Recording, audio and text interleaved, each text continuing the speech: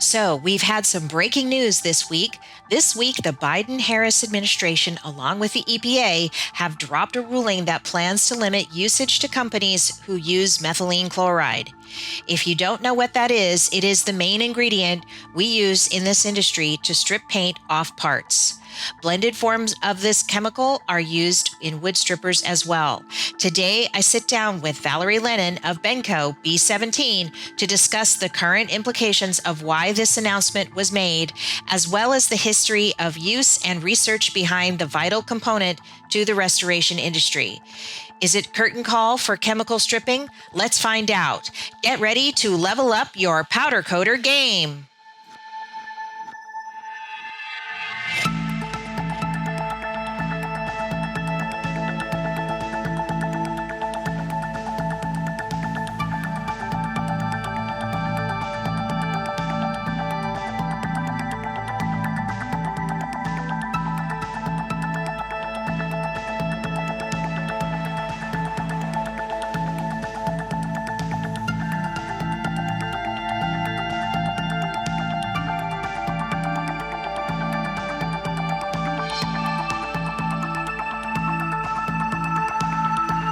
So today I have Valerie Lennon from Benco Sales, based out of Tennessee, who is one of the larger suppliers of methylene chloride, here to talk about a big announcement out of the Biden-Harris administration and the EPA a couple days ago.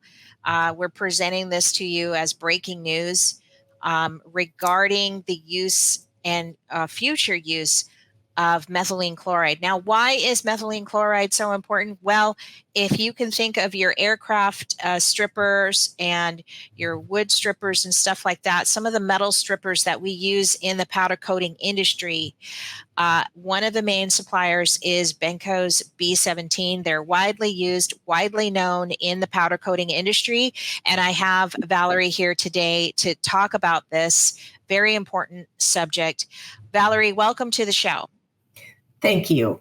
Thank you so much, Kim. I'm glad to be here.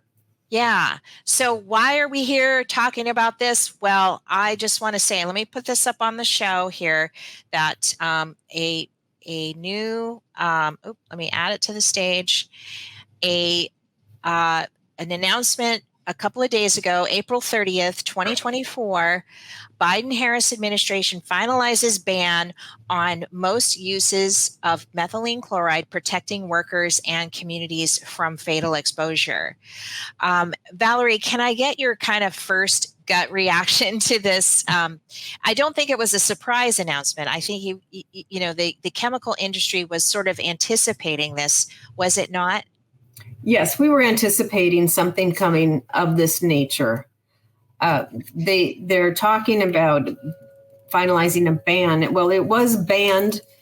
Methylene chloride-based strippers and solvents were banned from the do-it-yourself, the retail market in 2018. Mm-hmm. I remember that. That. And that was an important step due to the fact that the do-it-yourselfers that bought it, and some of those people that bought off the shelves quickly, they did not adhere to the safety warnings. They did not adhere to safe practices. And that's something that OSHA set up in the industry years ago. Mm-hmm. And anyone in industry knows how to handle this product and keep their workers safe. Yeah, and that was one of the reasons why I know we were beginning to use your strippers back then, was, we got a letter from you stating, look, we need to use your EIN number, and we need to verify that you are a legitimate business, and that you're going to, we're going to send you a list of safety standards to abide by when using this product of ours. So I remember that fondly, and I got right back to you and gave you all of that information. So I think it's, you're definitely, being proactive, already in this industry to kind of, do as much as you can to protect people. Is that right? Yes, safety is of utmost importance for all of our customers and for our workers. And as the information presents itself, and as we learn more about what the EPA is planning, we will manage expectations with our customers. And I want everyone to know that there are some large chemical companies along with us that are challenging this ruling. And we feel very strong about the fact that we have a very strong case. There are many flaws in the ruling that states that it's carcinogenic, that it's dangerous, and many other things. But because we are so careful about only selling to industry, we require federal ID numbers, we check everyone's business, and remind them to follow the OSHA safe standards. And we always send safety procedures with our drums. You can call us and get that emailed to you. And I certainly have it on our website as well. Yeah, so let's get into this Biden-Harris, because we're going to kind of present, obviously, this news and bring it to you, but we're also going to talk about some of the other data that you use in this industry to kind of put some better data or better information out there, so that people aren't running for the hills and or going out and just scooping up all of the methylene chloride so that nobody else can have any, or whatever people do, right, in their businesses, because they get kind of that uncertainty kind of comes in, and then the next thing you know, people are freaking out when that may or may not be the case. So let's just get into this this announcement. First off, they're saying that the agency, the EPA, Environmental Protection Agency, finalized a ban on most uses of methylene chloride. The second thing that I want to bring out here too on this article is that the EPA's final ruling banning certain uses of methylene chloride and lowering allowable workplace, exposure levels is where they're coming from, right?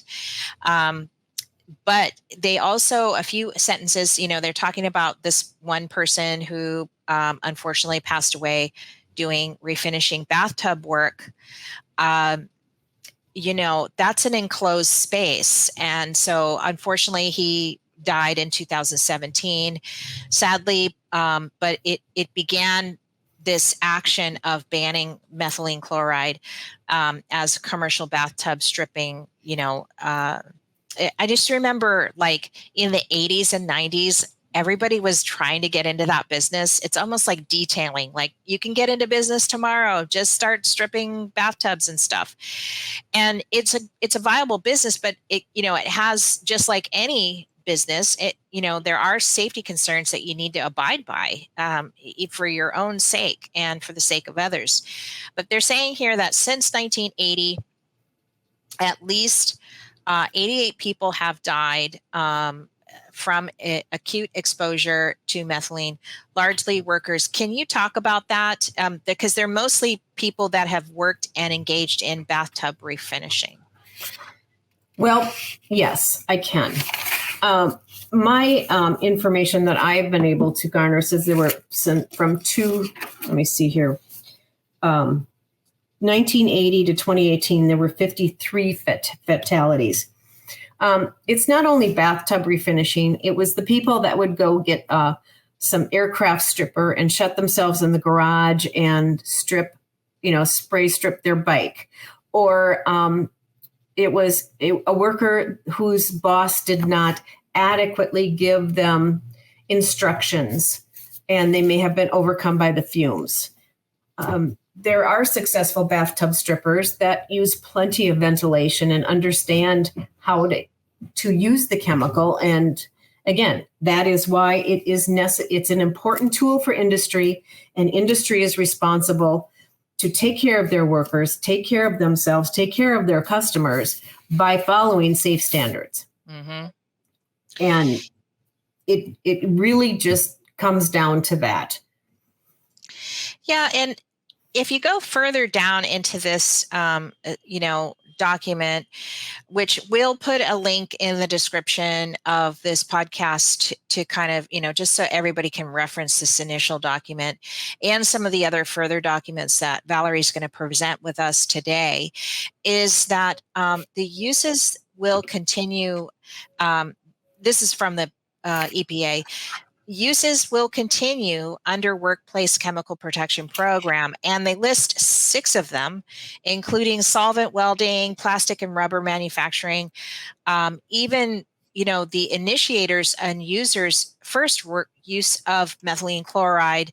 This is not in this document, but some other documents that I read was, since the 1940s, Eastman Kodak has been using it in their production and factories and stuff. And we can get into some of their research on this particular stuff. But there are literally like 6 different, including battery separators for electric vehicles. I mean, this is all stuff that is still used and going to be used in the future, that they're going to have to just continue to use no matter what, because this chemical is so vitally important already for 6 industries. Correct. There's no other option. Yeah, exactly. And then just to kind of wrap up this document so we can move on to some other data that you have today to present to us, is that under the Workplace Chemical Protection Program, most workplaces will have 18 months after the finalization of the risk management rule to comply with the program, and would be required periodically to monitor. Can you talk, and this pretty much is what you've been saying all along, that like, hey, calm down, don't worry. I know it's breaking news, but you're going to have at least a year or longer to access this product. So there's no need to go rush out and go buy all the shelves worth of methylene chloride. There's going to be plenty for you to sell in the near future. And just to kind of keep tabs with you guys and a bunch of other chemical supply companies, because we're not trying to exclude Benco in any way, but there are several. Yeah, I mean, what's your initial outline on how, sales as normal, that sort of thing? You're not doing any kind of price hike or anything like that to that extent, are you? No, we're not. It's going to be pretty much business as normal. And when you mention people going out and buying methylene chloride, I know that you're referring to the methylene chloride blended strippers and solvents that are used in the industry, because it's not just 100% methylene chloride. It's true. It's a portion. Yeah. All right. So just so that everybody understands, we're not talking straight methylene here. We're talking about a blended product. Yes, there will be a time frame for us to determine how we're going to meet the expectations of the EPA when they reduce the exposure limits. It will probably, for us as a manufacturer, there will be some modifications, and they'll probably be expensive. I know they will be expensive. For the end user, many of you strip outside. Many of you have stripping areas where you've got good ventilation. There may be a case where you have to test and make sure that you're not being exposed to more than what they dictate. Right now, I think they're talking about 2 parts per million. It's easy to get sensors, safety sensors, methylene chloride badges, things like that. And I'm happy to direct anybody to that if they want to contact the office and determine what your exposure rate is, so that you can start, I'm going to use it again, managing expectations on how to modify your work practices so that you have a lessened exposure. Right now, the OSHA standards, and I'm just talking basic, there's many different rates and scores, but basically it's a 25 part per million exposure. And many of you don't even get close to that. Yeah. And I mean, I'm sorry, but it is a chemical acid, right? So if it does touch your skin, you're already mitigating safety, right? Because you're backing away from the product, you're washing your hand off with water, you're applying some kind of, topical solution to minimize the burn. I mean, it's kind of, sometimes you just have to kind of shake your head sometimes at the government, because it's like, if, how would you not be mitigating your safety over this product? Because just the reaction to your skin when it touches, you have to mitigate it, right? It's your body. And that's why you wear a rubber apron. That's why you wear the big rubber gloves. That's why you wear a face shield. Many people wear rubber boots, just so that if there's a drip or a splash, it doesn't get on your skin. And that is, that's the smart way to handle it. Yeah. And also, Valerie, we have that, we got it from Granger, but it's like a, it's a whole spillover tray that you put under the overpack drum. So if for any reason something punctures or bursts through that overpack drum, it's not going all over your floor. And that thing did not cost that much. I think it was like $300 at the most, which, if you can afford this chemical, I'm pretty sure you can afford the spillover tank, the spillover tray. You can afford to be safe. And yes, you can it's a really good idea. We like to suggest that to people a lot so they can control any spills. That's very important, because nothing's perfect. Right. Your day isn't going to be perfect. Right. And there are so many, I know that it's, for a lot of coaters out there, there is, we all know that powder coating is expensive to get into. It's very equipment heavy. And that's not just your powder coating oven. It's all the other things that go along with restoration or powder coating. And, you have to kind of, as a business owner, you need to kind of determine how much you're spending in each of these categories, because you kind of need them all, especially when you're doing restoration. You cannot be without a stripper of some level, whether it's the E-strip or a heated tank, or it's the chemical acid stripper. You cannot be without any of it. You have to be sort of good at everything, or at a level that meets your business expectation or sales level, right? Or correct project level. So, but let's get into some of the scare tactics and bio data that you want to present with us today. And I think what I want to do is share, I'm going to add this document here. Is this the one we were going to talk about here with this? Yes, that's a document I got from a California, Googled it, found it. It was about a California ruling about whether or not they were going to allow methylene chloride. It is old. But here again, the scare tactic, even though the biological data is extensive, the scare tactic is to say that it causes cancer. Yeah, and you had earmarked, I'm going to kind of scroll down here to page 18, I believe you had pulled up. Is that where you want me to go? I think I was at that page. Yeah, okay. People can, if they want to read this whole thing, they can. But in the report, it does state, that it causes cancer in mice. Well, the metabolic pathways are so different between mice versus rats and humans. If you expose mice to thousands of times more exposure than a human would get, that is overkill. No pun intended, but that's incorrect to state that based on that kind of exposure rate on mice, that it would be a carcinogen to humans. Mm-hmm. Mm-hmm. And there were some studies done. There were a couple of studies done, one in particular at Eastman Kodak, where they had over 1,000 employees that they monitored. Some were exposed to methylene chloride, some were not. Mm-hmm. And the study indicates that over 22 years, they averaged it over 22 years, that the methylene chloride exposure group had a decreased incidence of cancer compared to the comparison group that was unexposed. So that in of itself, 22 years is a long study.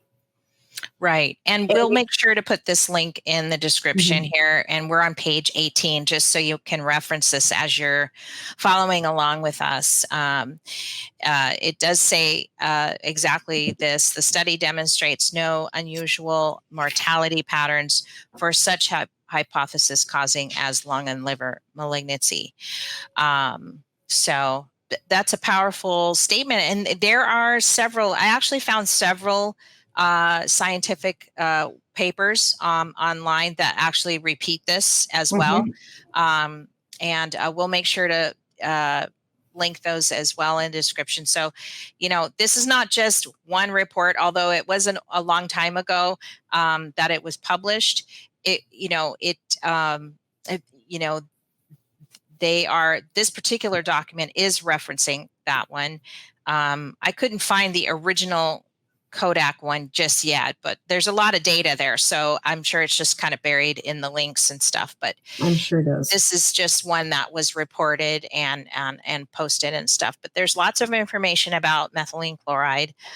And I'm not sure, do you happen to know if Eastman was using a blended, or was they just using the straight up? Because it's used, I guess that's what I wanted to share with you too, because I found this one document. Let me see if I can pull it up. And of course, back to our the bio data. The main form of concern for humans is the inhalation. Again, like the bathtub refinishers. If you're enclosed with no inhalation, it will overtake you. But if you have proper ventilation and if you adhere to your safe standards, it is there is not a problem here, just so you use it properly. Now, and a lot of these, if you are starting to feel a little lightheaded, you get to fresh air right away. It is reversible. A human lung rapidly excretes methylene chloride. Oh, here, I think this is it. It's HSIA white paper from 1998. And it just kind of outlines everything really nice and tidy, all in one document, which I kind of liked. And it said, that it was done on mice, and that there was, significant, exposure there for mice and stuff like that, but that there was nothing on humans. And it does talk about the different types of uses of this chemical, like paint stripping, adhesives, aerosols, foam manufacturing, pharmaceuticals, chemical processing, metal cleaning, and miscellaneous. And it kind of gave you a breakdown. And then it breaks it down even further with a paragraph on each of them, So I thought this was a really nice, and it says laboratory animals, that sort of thing. So all the tests were there and stuff. So I'll make sure to include this one as well. I thought it was very helpful because it just kind of summarized everything, nice and easy to read. And I don't know, let me share it. I'm not sharing this tab here. So here it is. This is the, oh wait, I didn't, hold on. I still need to, I need to remove you and add me. There we go. So I'll make sure to include this one. I have that in my desk. HSIA methylene chloride white paper from June 1998. So, okay. I mean, a lot can change. Not much has changed about this methylene chloride. Some of the documentation on the data and stuff collecting was back in the 80s and 90s. Okay. But you did do that. Like you said, you responded to the bathtub stripper guys. And in 2000, I think 18 or 19, you guys started asking for, verification of business, legitimate businesses using the EIN number from the IRS. So, it's a step in the right direction for sure. Well, once the ruling took it out of the retail market in 2018, there have been no reportable deaths from from my reports that I've received. Yeah. In fact, even the Biden-Harris thing didn't even mention it. It was just saying that guy in 2017 died. And that's what kind of triggered this whole thing back up again. And he was a bathtub stripper. So, yeah, it's kind of interesting that, it's kind of coming back. Right. And it's so unfortunate because it didn't have to happen. Yeah.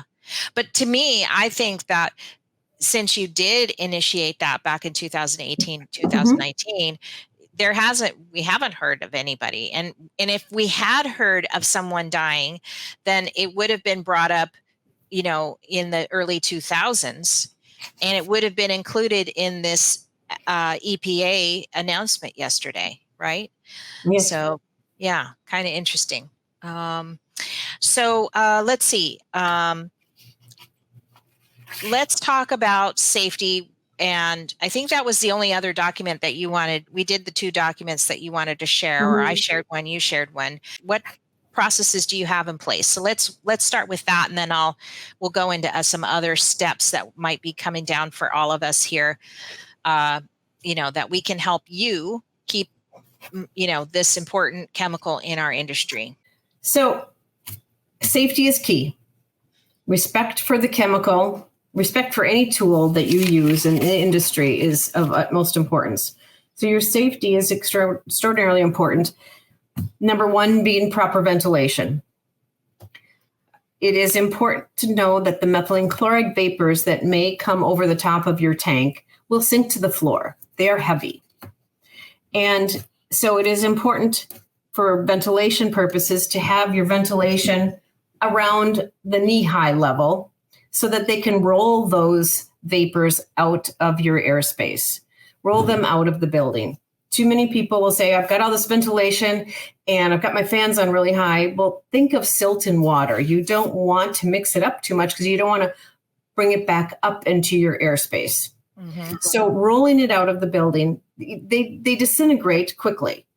But roll it out of your airspace, roll it out of your building, and they will become inert. Also, don't get it on your skin. Wear your safety shield on your face or glasses. Wear your big rubber gloves. Wear your rubber apron. Wear your rubber boots too. And what you did, Kim, by getting the spill container, that is very important because if you do have a spill, it's contained. And it's not going to get all over your floor. Nobody's going to slip in it. It's just, that's a very important thing. Yeah. And it is also important that the operator uses a hoist or a hook or something that lifts this out of the dip tank. So they're not putting their glove in there. They're not doing anything with the blended methylene chloride stripper. Yeah, and I know that when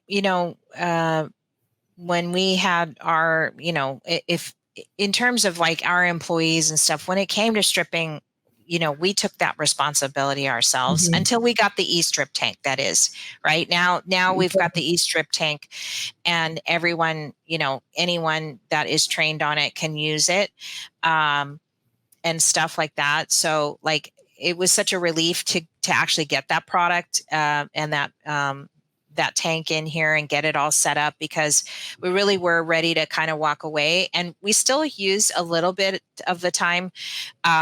We use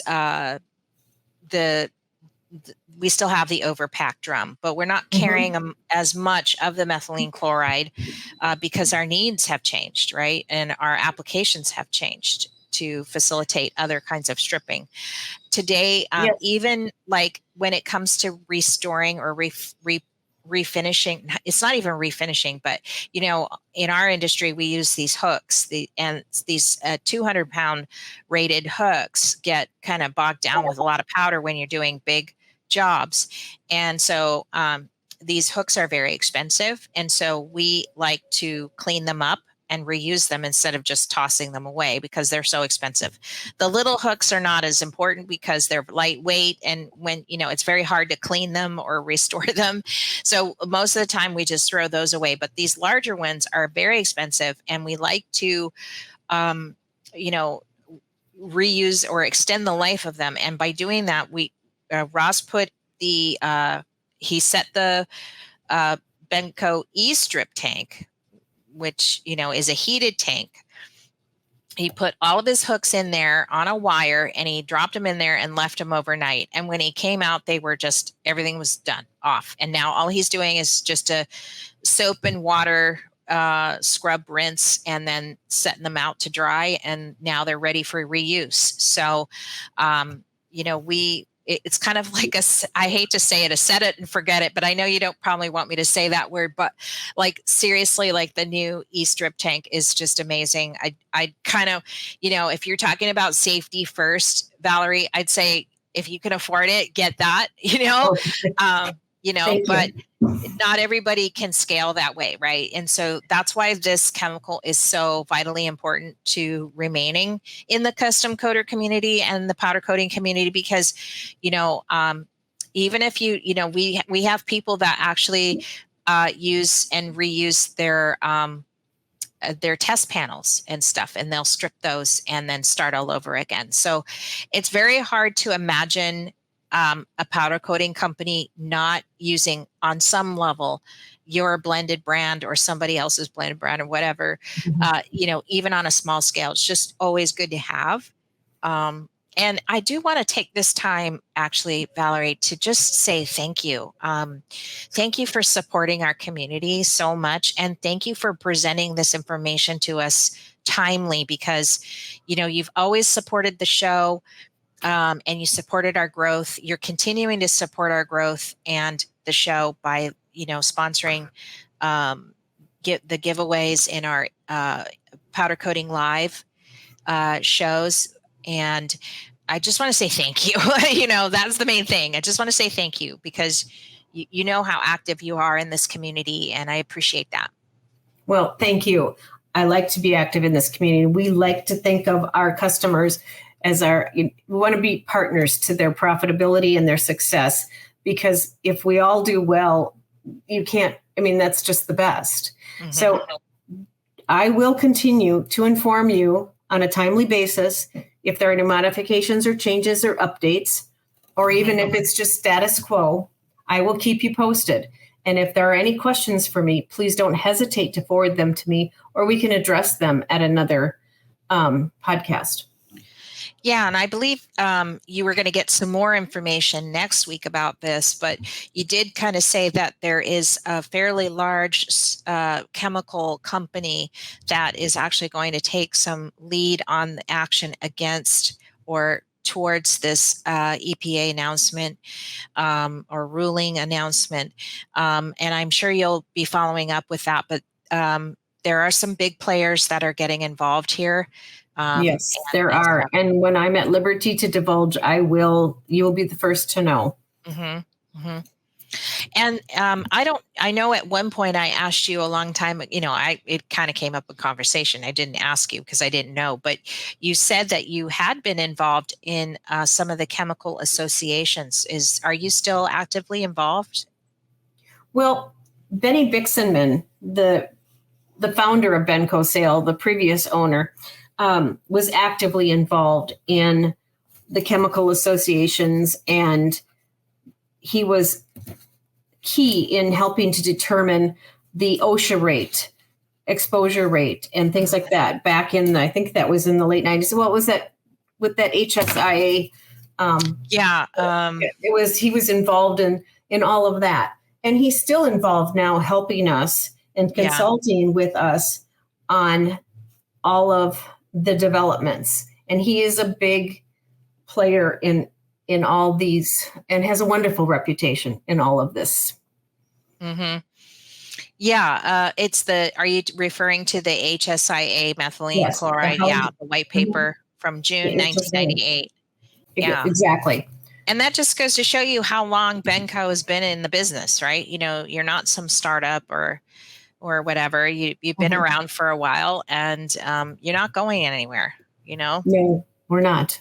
I'm positive that, and very, very hopeful that you guys will be able to do that, you know, in a proper and justified means, and you know that a company and a business industry that relies on this can survive on, right, and have available to them, and not be so restricted from it. So, Well, thank we you. want it available, but we also want everyone to know that we're fighting for the levels that we know are safe.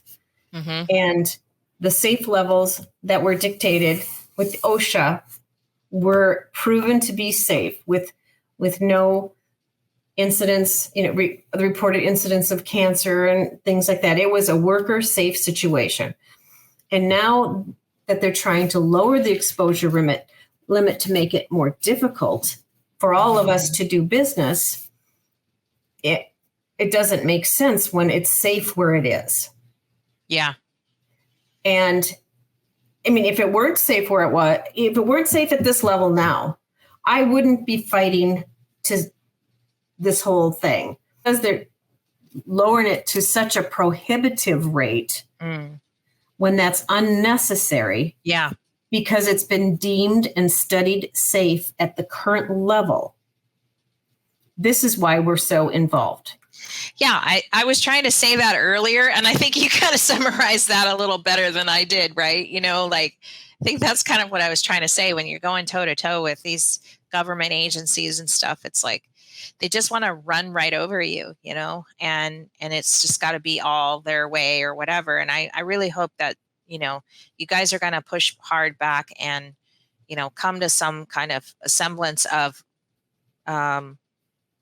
you know, concern for the industry, but also like a reality to it, you know, that it is a helpful chemical, and used in the proper way can help industry, not hurt industry, right? Correct. So, well, thanks again for coming on the show today. You know, we were just going to do this like little segment, but I think we have a whole show here. And I appreciate you coming on, taking the time today, because I know we've been scrambling. You know, you're at home, working at home, scrambling with a new computer, and I'm like trying to gather up information and read through it, so I can at least have a decent conversation with you today about it, and not just read something and go, what does this mean? So I appreciate your time coming on the show today, and let's just hash it out and talk it. And I know you're going to be coming back on the show with even more information as this progresses. So thanks again for coming on the show. Yeah. Thank you. We will keep you posted. Awesome. Okay. All right. Thank you, everyone. Have a beautiful day. Aloha.